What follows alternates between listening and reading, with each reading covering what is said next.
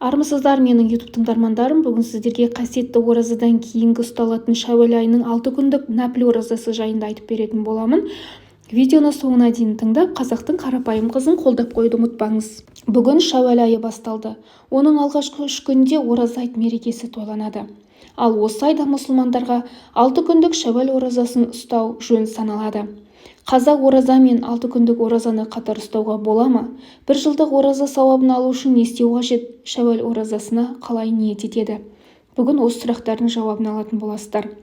Шәуәл айының оразасы нәпіл ораза болып саналады. Яғни оны ұстау ешкімге міндет емес, адамның өз еркінде. Дегенмен, мұны ұстамаған жан пайғамбар хадисіндегі бір жылдық оразаның сауабынан құр қалады. Шәуәл айының оразасы тек шәуәл айында ғана ұсталады. Ораза айттың алғашқы күнінде ауыз бекітуге болмайды. Содан кейін 6 күндік оразаны не қаза оразаны ұстай беруге болады. 6 күндік оразаның арасын үзбей қатарынан немесе арасын үзіп, әр аптада 2 күнге бөліп, әсіресе аптаның дүйсенбі және бейсенбі күндерге ұстауға болады. Рамазан оразасын ұстамай, шәуәл оразасын ұстауға болады.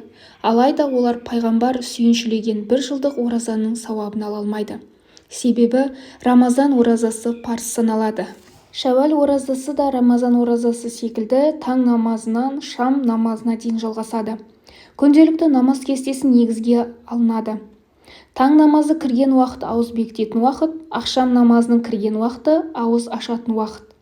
Алла ризалығы үшін шәуәл айында нәпіл оразаның 1-ші күнін, 2-ші күнін, 3-ші күнін ұстамаққа ниет еттім деп айтуға болады.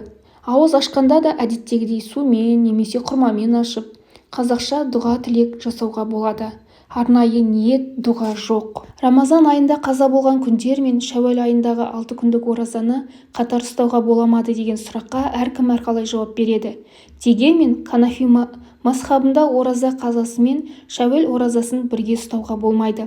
Екеуі екі бөлек ғибадат болғандықтан бөлек ұсталуы керек. Рамазан айында түрлі себептермен кей күндерін қаза етіп алған кісілер шәуәл айында әуелі Рамазанның қазасын өтеуіне де, сонымен бірге шәуәлдің 6 күндік нәпілін ұстаса да болады.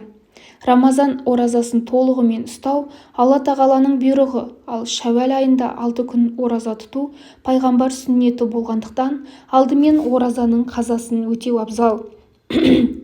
Себебі адамның белгіленген ажалы айтпай келетіндіктен, алдымен парыз оразаның қазасын толық өтеп, нәпіл оразаны одан кейін ұстаған дұрыс. Пайғамбарымыз кімде-кім Рамазан айының оразасынан соң шәуәл айында 6 күн ораза ұстаса, бір жыл ораза ұстағандай болады деген. Рамазан айындағы 30 күн мен шәуәл айындағы 6 күнді қосқанда 36 күн болады. Бұл сан 10 есеге көбейтілсе 360 күнді құрайды.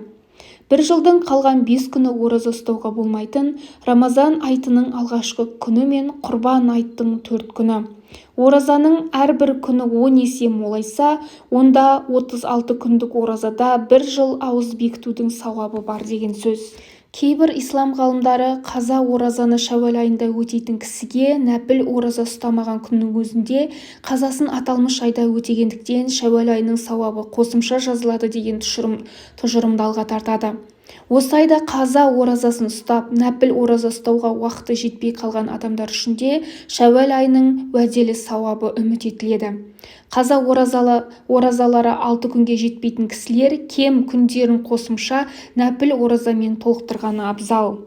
6 күндік оразаның берекеті әуелі сауап.